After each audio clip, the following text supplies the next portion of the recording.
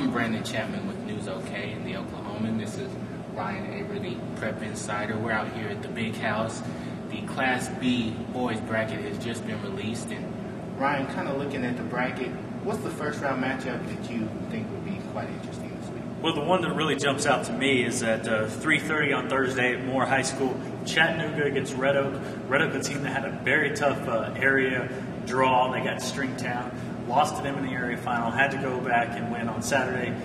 Did that, and that should be a really good matchup. Chattanooga has a couple of very good players. A senior, Eric Garza, guards, averages 17.8 points a game. They've got another guy, Paul Jewell, a 6'3 forward, averages 17 points a game.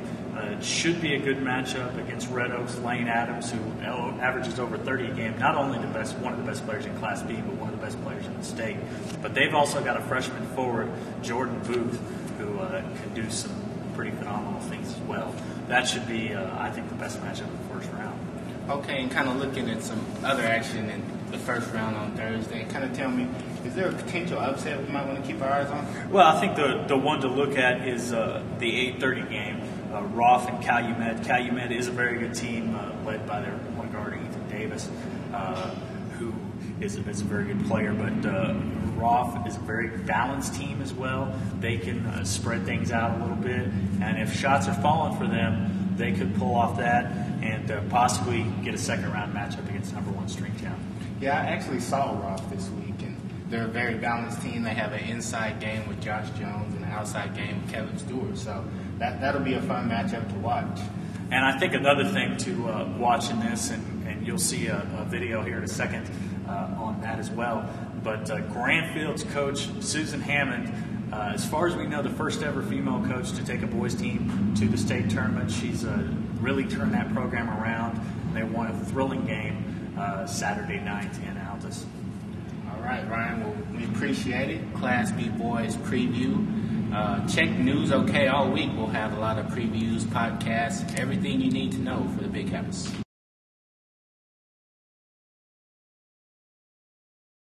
Here with Grandfield coach Susan Hammond, Grandfield boys coach Susan Hammond.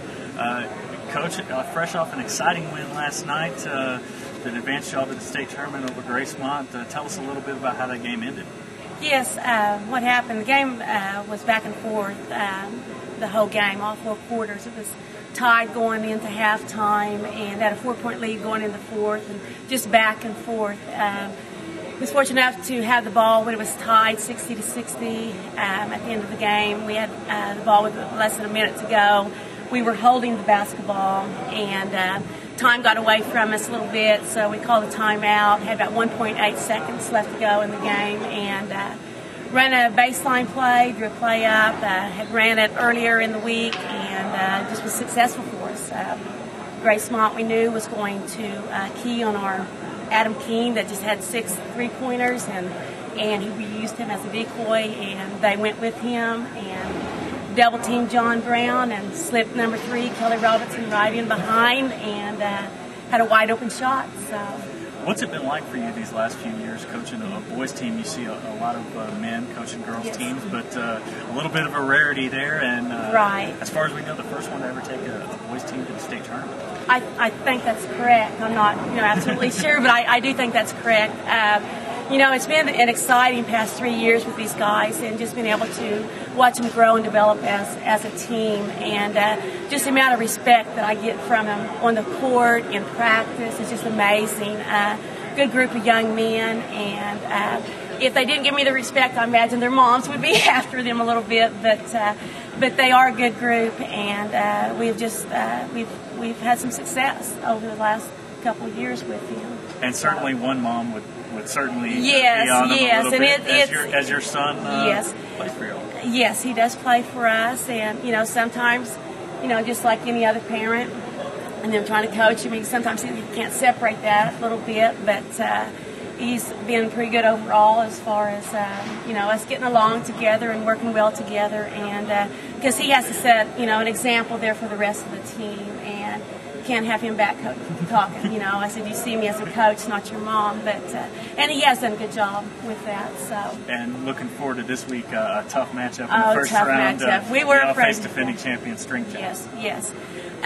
Yes, we knew that was probably going to happen, but we're going to go out and give them the best game that we have and make it a competitive game, we hope, and do the best. We're just fortunate and glad to be here, and we do get beat. We can say we got beat by the best, but our intentions are right now to go out and beat Stringtown and make a game of it anyway. Just do the best that we can do is all I can ask.